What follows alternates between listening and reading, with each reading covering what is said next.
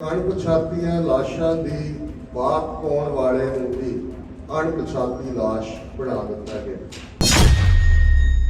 इस स्टेज तो ही अपने एड्रैस उन्होंने कहा सी कि इलाके का SSP मैनूं कहंदा कि खालड़ा तू 25,000 अणपछातियां लाशां की गल कर दे ते तू जे 25,000 एक असीं बना देंगे तो सानू कोई फर्क नहीं पेगा। साडी लड़ाई किसी मजहब के खिलाफ नहीं है, ना 18वीं सदी साडी लड़ाई इस्लाम के खिलाफ सी, ना अज साडी लड़ाई हिंदू धर्म के खिलाफ है। असी जुर्म के खिलाफ है। UN चार्टर की जो गल होंदी है सानू हक दिता होया जे साडे नौजवान हथियारबंद संघर्ष के रस्ते से तुरते ने तो इस दे लई स्टेट जिम्मेवार है। पर यह गल मैं नहीं कहंदा तुसी कढ़ लो UN charter of human rights उदा प्रीएम्बल कढ़ लो। प्रीएम्बल दे विच अल्फाज लिखे हुए ने, if a man is not to be compelled as a last resort to rebellion, his human rights must be protected by the rule of the law।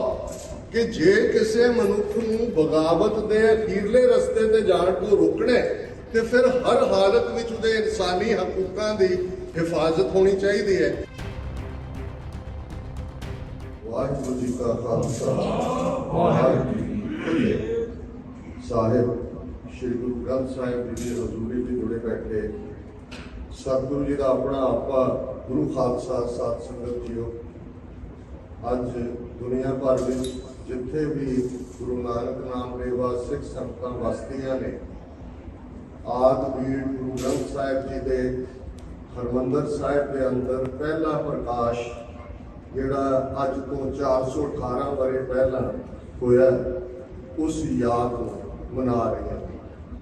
मेरे लिए ये खुशकिस्मती की गल है कि ओंटारियो खालसा दरबार जिस नाल बहुत पुरानियां यादां जुड़ियां हुई ने, कदे इसे स्टेज तो लगभग 27 साल पहला सरदार जसवंत सिंह खालड़ा जिहड़े कि ह्यूमन राइट्स के चैंपियन बन के फिर शहीद तक का सफर उन्होंने तय किया, इस स्टेज को असी साझे तौर पर एड्रैस किया सी।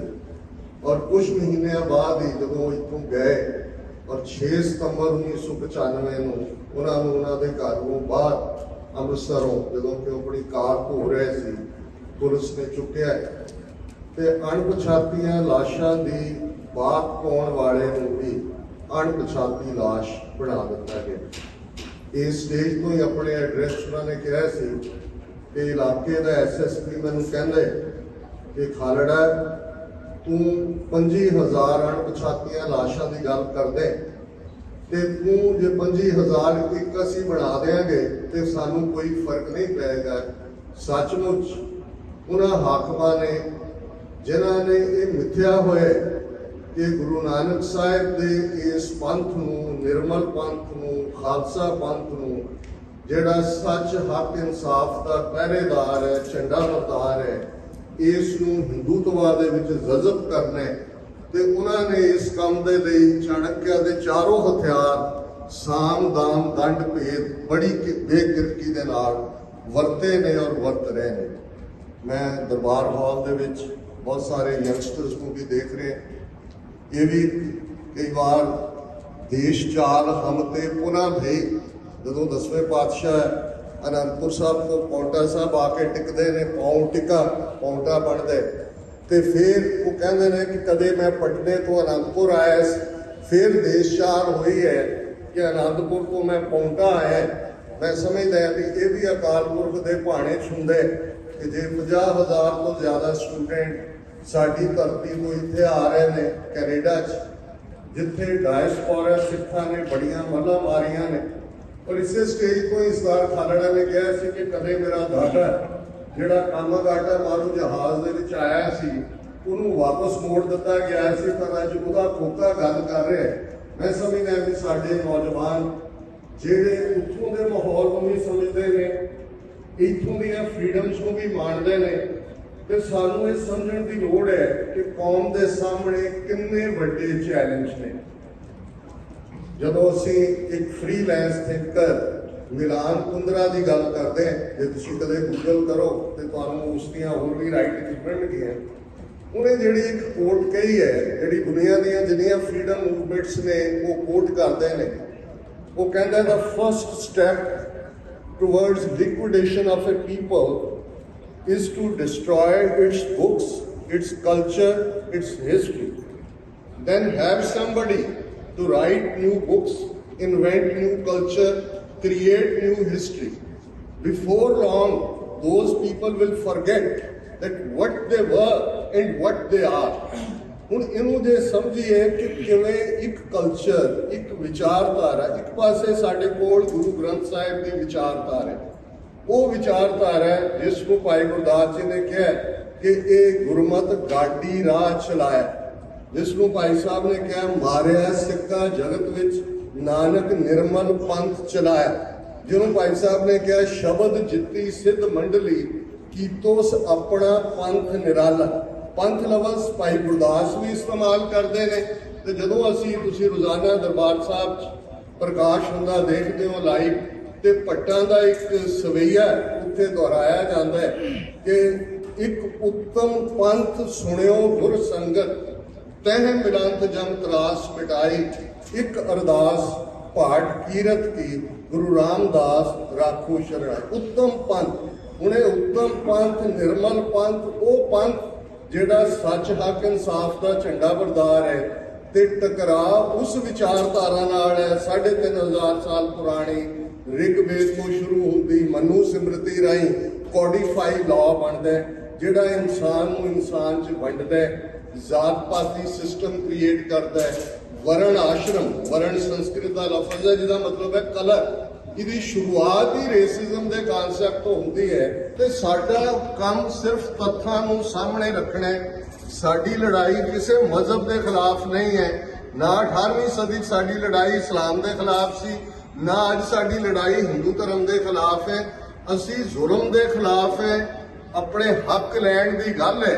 ਪਰ ਇਹ UN ਚਾਰਟਰ ਦੀ ਜਦੋਂ ਗੱਲ ਹੁੰਦੀ ਹੈ, ਸਾਨੂੰ ਹੱਕ ਦਿੱਤਾ ਹੋਇਆ, ਜੇ ਸਾਡੇ ਨੌਜਵਾਨ ਹਥਿਆਰਬੰਦ ਸੰਘਰਸ਼ ਦੇ ਰਸਤੇ ਤੇ ਤੁਰਦੇ ਨੇ ਤੇ ਇਸ ਦੇ ਲਈ ਸਟੇਟ ਜ਼ਿੰਮੇਵਾਰ ਹੈ। ਪਰ ਇਹ ਗੱਲ ਮੈਂ ਨਹੀਂ ਕਹਿੰਦਾ, ਤੁਸੀਂ ਕੱਢ ਲਓ UN charter of human rights, ਉਹਦਾ ਪ੍ਰੀਐਂਬਲ ਕੱਢ ਲਓ, ਪ੍ਰੀਐਂਬਲ ਦੇ ਵਿੱਚ ਅਲਫਾਜ਼ ਲਿਖੇ ਹੋਏ ਨੇ, if a man is not to be compelled as a last resort to rebellion, his human rights must be protected by the rule of the law।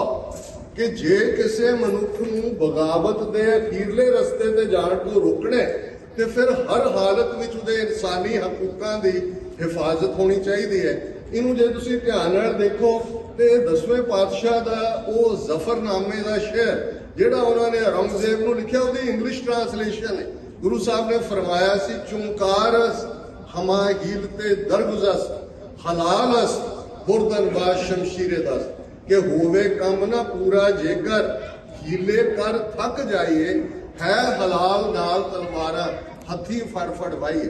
ਇਸੇ philosophy ਨੂੰ ਦੀਪ ਸਿੱਧੂ ਆਰਟੀਕੂਲੇਟ ਕਰਦਾ ਹੈ, ਉਹ ਸਟੇਟ ਦਾ ਦੁਸ਼ਮਣ ਬਣ ਜਾਂਦਾ ਹੈ। ਇਸੇ ਫਿਲਾਸਫੀ ਨੂੰ ਸਿੱਧੂ ਮੂਸੇਵਾਲਾ, ਪਰ ਪੰਜਾਬ ਦੀ ਮਿੱਟੀ ਦੇ ਵਿੱਚ, ਪੰਜਾਬ ਦੇ ਖਮੀਰ ਦੇ ਵਿੱਚ ਸਤਿਗੁਰਾਂ ਨੇ ਉਹ ਤਾਸੀਰ ਭਰੀ ਹੋਈ ਹੈ ਕਿ ਅਲਟੀਮੇਟਲੀ ਉਸ ਧਰਤੀ ਤੋਂ ਹੀ ਸੱਚ ਹੱਕ ਇਨਸਾਫ ਦੇ ਪਹਿਰੇਦਾਰ ਨਿਕਲਦੇ ਨੇ, ਉਸ ਧਰਤੀ ਤੋਂ ਹੀ, ਕਿਉਂਕਿ ਉਸ ਧਰਤੀ 'ਚ ਗੁਰੂ ਨਾਨਕ ਦੀ ਖੁਸ਼ਬੂ ਹੈ। ਸਾਡੇ ਦਰਵੇਸ਼ ਪ੍ਰੋਫੈਸਰ ਪੂਰਨ ਸਿੰਘ ਜਦੋਂ ਇਹ ਕਹਿੰਦੇ ਨੇ ਪੰਜਾਬ ਨਾ ਹਿੰਦੂ ਨਾ ਮੁਸਲਮਾਨ, ਪੰਜਾਬ ਜਿਉਂਦਾ ਗੁਰਾਂ ਦੇ ਨਾਂ ਤੇ, ਪੰਜਾਬ ਦਾ ਪਾਣੀ ਜਪਜੀ ਪੜ੍ਹਦਾ ਹੈ, ਪੰਜਾਬ ਦੇ ਦਰਿਆ ਸੁਖਮਣੀ ਪੜ੍ਹਦੇ ਨੇ, ਪੰਜਾਬ ਦੀਆਂ ਹਵਾਵਾਂ ਦੇ ਵਿੱਚ ਜਾਪ ਸਾਹਿਬ ਹੈ। ਇਹ ਮਹਿਸੂਸ ਕਰਨ ਦੀ ਗੱਲ ਹੈ ਤੇ ਇਹ ਕਬੂਲ ਨਹੀਂ ਹੈ ਗੰਗਾ ਜਮਨਾ ਕਲਚਰ ਵਾਲਿਆਂ ਨੂੰ, ਜਿਹੜੇ ਤੁਹਾਡੀ ਇਸ ਯੂਨੀਕ ਸਿਵਲਾਈਜੇਸ਼ਨ ਨੂੰ ਆਪਣੀ ਸਿਵਲਾਈਜੇਸ਼ਨ 'ਚ ਜੰਮ ਕਰਨਾ ਚਾਹੁੰਦੇ ਨੇ। ਸੋ ਮੈਂ ਇਹ ਮਹਿਸੂਸ ਕਰਦਾ ਕਿ ਸਾਡਾ ਸਾਰਿਆਂ ਦਾ ਫਰਜ਼ ਬਣਦਾ ਹੈ ਕਿ ਅਸੀਂ ਆਪੋ ਆਪਣੇ ਢੰਗ ਨਾਲ, ਜਿੱਥੇ ਅਸੀਂ ਖੁਸ਼ਹਾਲ ਜੀਵਨ ਦੀ ਭਾਲ ਵਿੱਚ ਇੱਥੇ ਆਏ ਹਾਂ, ਚੰਗਾ ਜੀਵਨ ਜਿਉਣਾ, ਚੰਗਾ ਲਾਈਫ ਸਟਾਈਲ, ਇਹ ਗੁਰਮਤਿ ਦੇ ਮੁਤਾਬਕ ਹੈ। ਸਾਡੀ ਫਿਲਾਸਫੀ ਹੱਸਣ ਦੇ ਆ, ਖੇਲਣ ਦੇ ਆ, ਪਹਿਨਣ ਦੇ ਆ, ਖਾਵਣ ਦੇ ਆ, ਵਿੱਚੇ ਹੋਵੇ ਮੁਕਤ ਦੀ ਹੈ, ਕੁਦਰਤ ਦੀਆਂ ਨਿਯਮਤਾਂ ਨੂੰ ਮਾਨਣਾ। ਪਰ ਜਿੱਥੇ ਅਸੀਂ ਸ਼ਖਸੀ ਜੀਵਨ ਬਾਰੇ ਸੋਚਦੇ ਹਾਂ, ਉੱਥੇ ਆਪਣੀ ਕੌਮ ਬਾਰੇ ਵੀ ਜ਼ਰੂਰ ਸੋਚੀਏ ਜਦੋਂ ਅਸੀਂ ਅਰਦਾਸ ਕਰਦੇ ਹਾਂ, ਅਸੀਂ ਇਤਿਹਾਸ ਸਾਨੂੰ ਯਾਦ ਕਰਵਾਇਆ ਜਾਂਦਾ ਹੈ। ਕਿਸੇ ਮਜ਼ਹਬ ਦੀ ਅਰਦਾਸ ਹਿਸਟਰੀ ਨਹੀਂ ਰਿਪੀਟ ਹੁੰਦੀ, ਪਰ ਉਹ ਇਤਿਹਾਸ ਇਹ ਰਿਮਾਈਂਡਰ ਹੈ ਕਿ ਜਿਹੜੇ ਸਾਡੇ ਸਿਰ ਦੇ ਉੱਤੇ ਦਸਤਾਰਾਂ ਸ਼ੋਭਦੀਆਂ ਨੇ, ਸਾਡੇ ਨਾਲ ਸਿੰਘ ਔਰ ਕੌਰ ਲੱਗਾ ਹੋਇਆ ਹੈ, ਇਹ ਐਵੇਂ ਨਹੀਂ ਆਇਆ। ਦਾਰ ਫਾਰਸੀ ਦਾ ਸ਼ਬਦ ਹੈ ਜਿਹਦਾ ਮਤਲਬ ਹੈ ਸੂਲੀ, ਔਰ ਸਿਰਦਾਰ ਦਾ ਮਤਲਬ ਵੀ ਇਹ ਹੈ ਕਿ ਜਿਹਨੇ ਸਿਰ ਸੂਲੀ ਤੇ ਰੱਖਿਆ ਹੋਇਆ। ਜਦੋਂ ਅਸੀਂ ਇਸ ਰਸਤੇ ਨੂੰ ਅਪਣਾਉਂਦੇ ਹਾਂ, ਪਿਤਾ ਸਾਡੇ ਗੁਰੂ ਗੋਬਿੰਦ ਸਿੰਘ ਸਾਹਿਬ, ਮਾਤਾ ਸਾਹਿਬ ਕੌਰ ਵਾਸੀ ਆਨੰਦਪੁਰ ਦੇ, ਅਸੀਂ ਸੱਚ ਹੱਕ ਇਨਸਾਫ ਦੇ ਪਹਿਰੇਦਾਰ ਹੈ। ਪਰ ਆਪੋ ਆਪਣੀ ਤਰਬੀਅਤ ਦੇ ਮੁਤਾਬਕ, ਐਬਿਲਿਟੀ ਦੇ ਮੁਤਾਬਕ ਕੋਈ ਰੋਲ ਐਸਾ ਜ਼ਰੂਰ ਚੁਣੋ ਕਿ ਤੁਸੀਂ ਕੌਮ ਲਈ ਵੀ ਕੁਝ ਕਰੋ। ਅਨੰਦਪੁਰ ਸਾਹਿਬ ਭਾਈ ਨੰਦ ਲਾਲ ਕਲਮ ਚਲਾ ਰਹੇ ਨੇ, ਭਾਈ ਕਨਈਆ ਜੀ ਪਾਣੀ ਦੀ ਮਸ਼ਕ ਨਾਲ ਦੁਸ਼ਮਣ ਔਰ ਸੱਜਣ ਸਭ ਦੀ ਖਿਦਮਤ ਕਰ ਰਹੇ ਨੇ, ਭਾਈ ਬਚਿੱਤਰ ਸਿੰਘ ਜੀ ਨਾਗਣੀ ਉਹ ਮਸਤ ਹਾਥੀਆਂ ਨੂੰ ਮੋੜ ਕੇ ਗੁਲਾਮੀ ਦੇ ਸੰਗਲ ਕੱਟ ਰਹੀ ਹੈ, ਪਰ ਸਾਰੇ ਹੀ ਆਪਣੇ ਪਿਤਾ ਨੂੰ ਰਿਝਾ ਰਹੇ ਨੇ। ਇਸੇ ਹੀ ਮੈਸੇਜ ਦੇ ਨਾਲ ਔਰ ਆਉਣ ਤੋਂ ਪਹਿਲੇ ਓਨਟਾਰੀਓ ਖਾਲਸਾ ਦਰਬਾਰ ਦੇ ਸਮੁੱਚੇ ਪ੍ਰਬੰਧਕਾਂ ਦੇ ਨਾਲ ਇੱਕ ਸੰਖੇਪ ਮਿਲਣੀ, ਸਾਰਿਆਂ ਨਾਲ ਮਿਲਣ ਦਾ ਮੌਕਾ ਮਿਲਿਆ। ਸਾਰੇ ਹੀ ਗੁਰਸਿੱਖ ਵੀਰ ਨੇ। ਹਰ ਸਿੱਖ ਜਦੋਂ ਰਾਜ ਕਰੇਗਾ ਖਾਲਸਾ ਪੜ੍ਹਦਾ ਹੈ, ਹਰ ਸਿੱਖ ਜਦੋਂ ਸਰਬੱਤ ਦਾ ਭਲਾ ਮੰਗਦਾ ਹੈ, ਤੇ ਅਸੀਂ ਸਾਰੇ ਹੀ ਉਸ ਰਸਤੇ ਦੇ ਪਾਂਦੇ ਹਾਂ।